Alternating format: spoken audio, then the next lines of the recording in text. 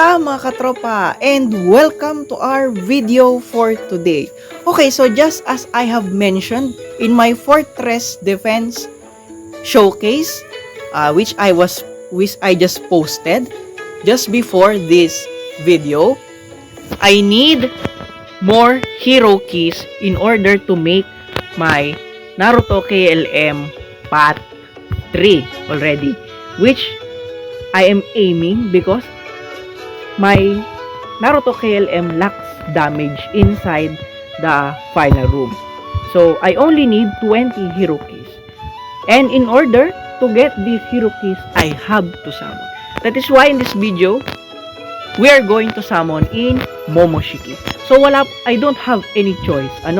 So that is why, kung tatanungin nyo, bakit late na naman ako? Why am I late again in summoning? Bakit? Because I do not intend actually na mag-summon talaga kay Momoshiki. I only want this hero keys. Okay? No, that is why we will only spend 650 Shinobi. So that is 2 summons. Okay?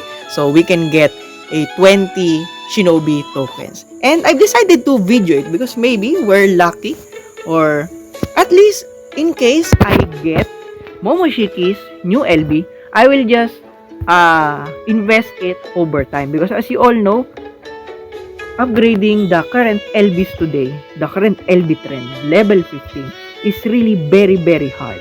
And I do not intend to use Momoshiki anyway in defense or in attack. So, anyways, and since I already got his new 4-star, maybe it's good at least also to aim for his new LB in case I will be needing him someday. Okay? So without further ado, let's already pull in Momoshiki's banner. Okay, here we go! Ano kaya makukuha natin ngayon?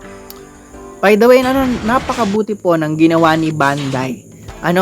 Na at least binigyan niya tayo ng pagkakataon, tayong mga free-to-play players, na makapag-summon o at least maka-acquire ng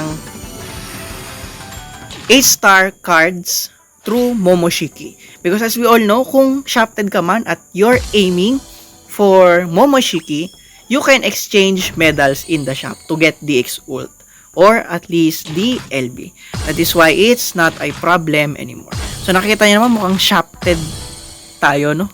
Once again, sad to say. Anyways, hindi naman ito ang hanap natin. Uy, gagi! Nagano? Naging ginto. Makikita natin. Kaya natin yung EX ult. Ay, naku po. Anyways, guys, wala po akong reklamo dito. Actually, I have been waiting for this EX ult. At least mapaltan man lamang yung tail beast bomb ko kay Madara. Because as you all know, he's my defender. At mas OP itong EX ult na to compared doon in terms of power because it has a certain buff which acts like a full room damage. At sasabihin ko sa inyo, medyo OP pa din siya. Usable pa din. Just like yung Golem dash ni Hashirama na 2022 kit din. So, masaya ako sa nakuha kong ito. So, hindi na masama. Anyways, so ayun puro na. Bago din yun Okay, so nakuha na natin yung first 10. Ayan po, So, makikita nyo po dito sa buff niya. Ito po, yung nakalagay na causing massive damage to enemies on the same floor. Ibig sabihin, kahit hindi mo itapat, madadamage pa din yung nasa likuran mo. Kasi nga, causes damage to enemies on the same floor, So, regardless na nakaharap ka doon sa kalaban mo, once na you cast this EX ult, mamamatay siya. Okay? So, that is why I said this is OP in terms of power. Of course, we are not talking about here his new EX ult. Mas OP yun, syempre. Nakuha na din natin ito. Anyway, so, last pull. So, guaranteed 5-star daw ni Momoshiki. Di umano, hindi natin alam kung ano. So, as I have mentioned, I'm only aiming for hero keys. Di masama guys Hindi ako malungkot. I've been dreaming actually that is ult. Yan. Sana at least yung LB ni Momoshiki, no? Para at least kumpleto na tayo. Ay, naku po. Yung kalaban to ni Momoshiki.